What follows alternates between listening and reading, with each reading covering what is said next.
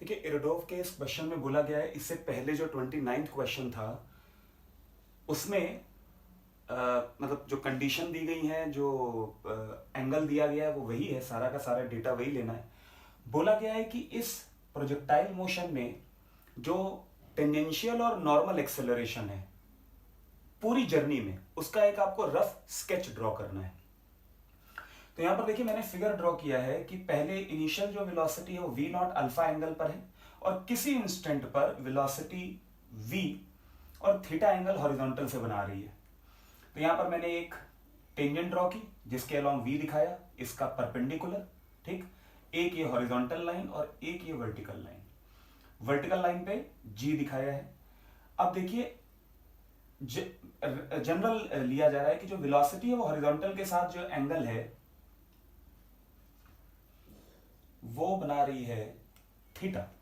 अगर ये general velocity है कि थीटा एंगल बना रही है, तो यहां से अगर आप एंगल से देखेंगे तो जी का इसके साथ एंगल थीटा, तो जी के जो कंपोनेंट आएंगे वो यहां पर आ जाएगा जी कॉस थीटा, लिख सकते हैं जी कॉस थीटा, और इधर जो कंपोनेंट आएगा वो क्या होगा जी साइन थीटा। ये है टेंजेंशियल और नॉर्मल जो कंपोनेंट है वो एक्सेलरेशन के। पहले एक बार जरा टाइम डिपेंडेंट एक्सप्रेशन बनाते हैं। टाइम डिपेंडेंट एक्सप्रेशन के लिए आप देखें तो जनरल हमारे पास जो वेलोसिटी है, अगर इसको यहां पर हम ड्रॉ करें, ये जनरल वेलोसिटी v, इसका ये कंपोनेंट vx और ये हो गया vy और ये एंगल है थीटा। तो यहां से हम एंगल कैसे निकालेंगे? vx की वैल्यू हो जाएगी v नॉट कॉस अल्फा और vy की वैल्यू हो जाएगी v naught sine alpha minus gt। Vertical जो मोशन है वो एक्सेलरेटेड है, मतलब रिटार्डेशन लग रहा है, तो जैसे जैसे पार्टिकल ऊपर जाएगा वेलोसिटी का, तो जनरल वेलोसिटी का ये एक्सप्रेशन है, ठीक है। हाफ टाइम के बाद अपने आप ये नेगेटिव वाला टर्म ज्यादा होगा तो वेलोसिटी नेगेटिव साइड में आ जाएगी। तो ये सेल्फ एडजस्टेबल, ये जनरल एक्सप्रेशन टाइम का है। तो हम v वेक्टर कैसे लिख सकते हैं? v वेक्टर लिखा जा सकता है vx i cap vy j cap, है ना। तो v vector is equal to vx i cap plus vy j cap. तो यहां से आप जो थीटा है वो कैलकुलेट कर सकते हैं। जैसे हमें आगे जो जरूरत पड़ने वाली है वो कॉस थीटा की, तो यहां से अगर आप कॉस थीटा पता करें तो कॉस थीटा की value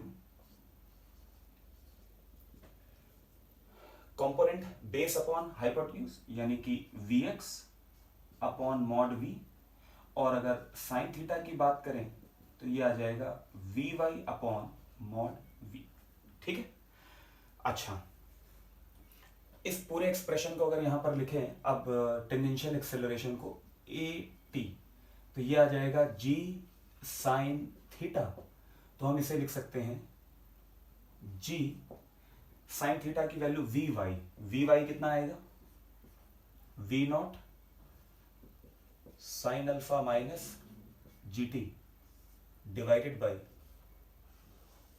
under root v naught कॉस alpha whole square plus v naught sine alpha minus gt whole square, ठीक है। g साइन थीटा को आप यहां लिखते हैं g साइन थीटा, ठीक है। ये टाइम डिपेंडेंट एक्सप्रेशन। और अगर आप नॉर्मल के लिए बात करेंगे, नॉर्मल एक्सेलरेशन, तो वो कितना है? नॉर्मल एक्सेलरेशन है g cos theta, g cos theta. आप इसके लिए लिखेंगे g vx upon vy। vx कितना है?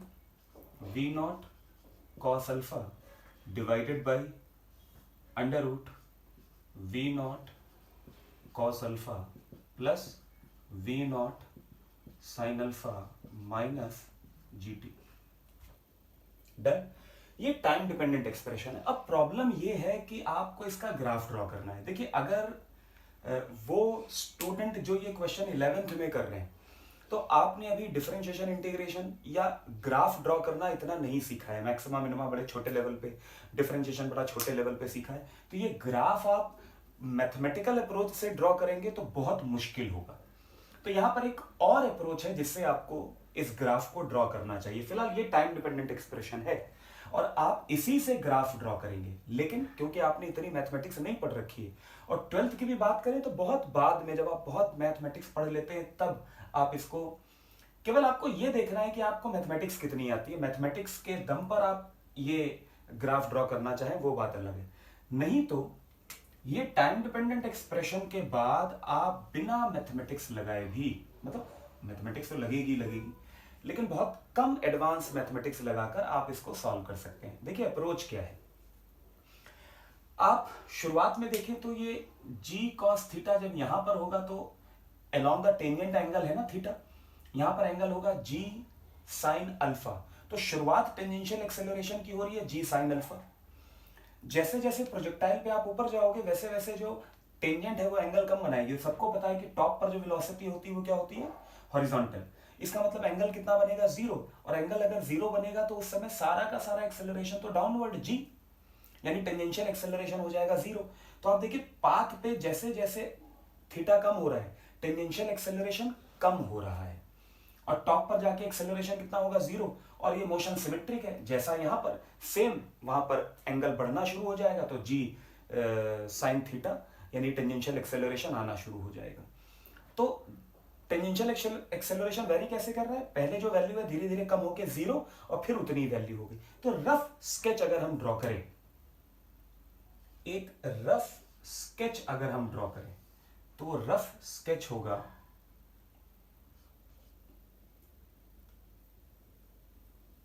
आप शुरू करें कि एक्सेलरेशन शुरू में है g साइन अल्फा और ये हो जाएगा 0 और फिर इसके बाद सेम ये पहुंच जाएगा।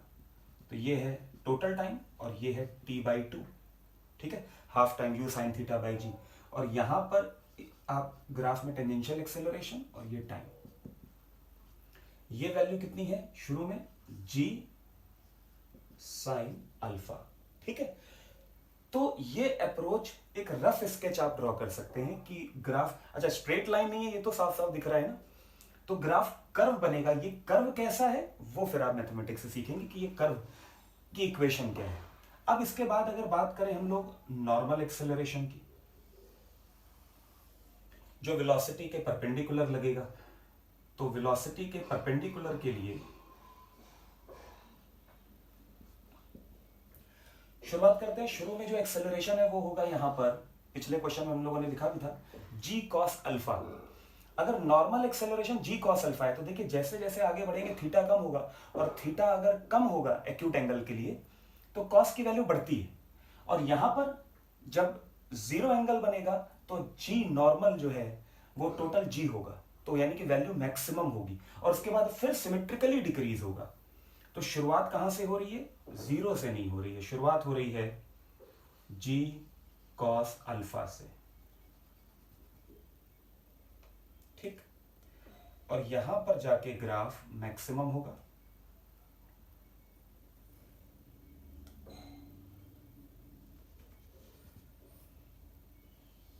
यहां पर मैक्सिमम और फिर सिमेट्रिकली डिक्रीज हो जाएगा। तो t से t/2 के लिए और यहां पर जो मैक्सिमम एक्सेलरेशन है वो कितना है, g। तो ये एक रफ स्केच हमने ड्रॉ किया, ये टाइम डिपेंडेंट एक्सप्रेशन और ये एक रफ स्केच जो बिल्कुल बेसिक इंफॉर्मेशन जो हमें यहां पर दिख रही है उससे हमने ड्रॉ कर लिया, ठीक है, इसे नोट करें।